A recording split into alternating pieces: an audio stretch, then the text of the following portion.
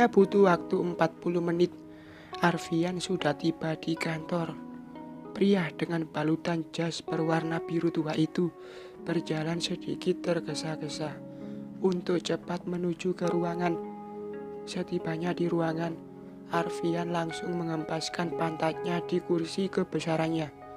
Sebelum pergi ke Bandung, ia harus menyelesaikan berkas yang sudah menunggunya.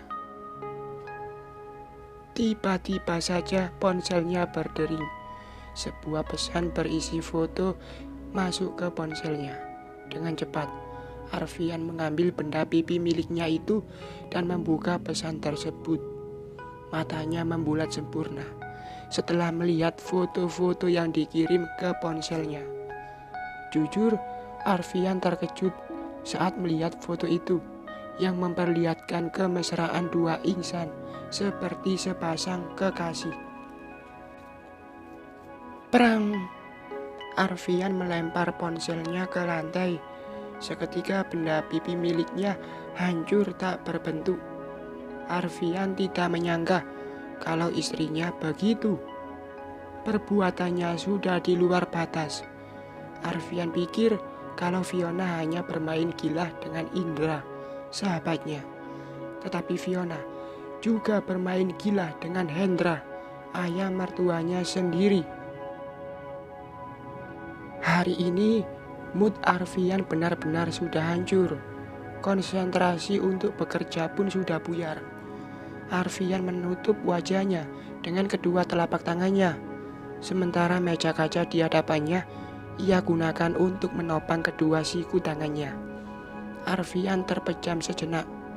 Ia membayangkan reaksi Diana jika nanti tahu tentang masalah yang menimpa. Fiona, kamu benar-benar sudah kelewat batas. Bisa-bisanya kamu selingkuh dengan mertuamu sendiri, ujarnya dengan menahan geram. Arfian benar-benar tidak menyangka kalau Fiona selingkuh dengan ayahnya. Arfian mencoba untuk menenangkan pikirannya. Ia tidak ingin pekerjaannya terbengkalai lagi.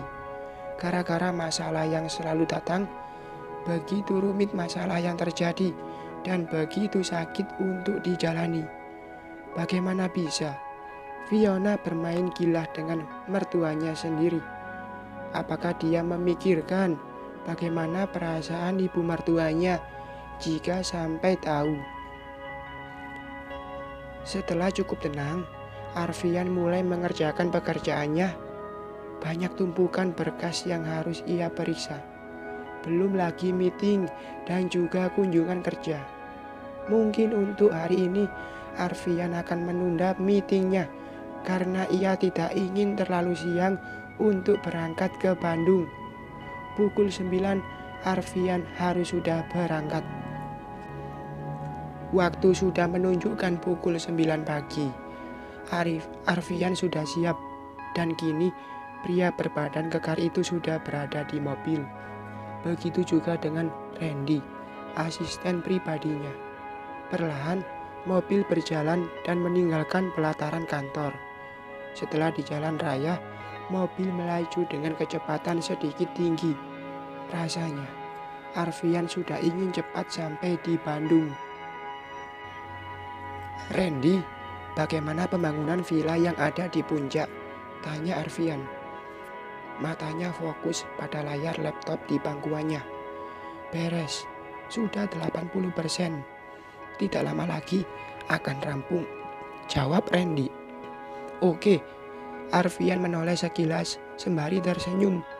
Setelah itu, ia kembali fokus pada layar laptopnya. Setelah hampir 3 jam dalam perjalanan, kini Arfian sudah tiba di Bandung.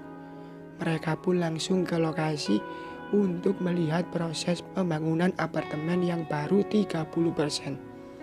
Cukup lama, Arfian dan Randy berada di lokasi. Setelah itu, keduanya menuju ke kantor. Ada beberapa hal yang harus Arfian selesaikan. Ia juga tidak ingin berlama-lama di Bandung. Di lain tempat, saat ini Fiona dan Hendra tengah asik berduaan di kamar hotel. Entah setan apa yang merasuki mereka, sehingga mereka bisa berbuat hal sekeji itu. Seorang menantu berselingkuh dengan ayah mertuanya sendiri. Sungguh perbuatan yang sangat memalukan. Di mana otak mereka sampai-sampai keduanya melakukan hubungan terlarang itu? Fiona, kalau nanti Arfian tahu apa yang akan kamu lakukan? Tanya Hendra. Tangannya tak henti-hentinya membelai lembut rambut pirang Fiona. Kalau nanti Mas Arfian tahu, paling dia minta cerai, jawab Fiona. Terus nanti kalau Mama tahu bagaimana? Tanya Fiona. Jujur, ia takut jika ibu mertuanya sampai tahu. Kalau mereka tahu, ya kita jujur saja. Apa susahnya? Lagi pula, kamu itu lebih menarik daripada Diana. Kamu lebih seksi dan lebih cantik.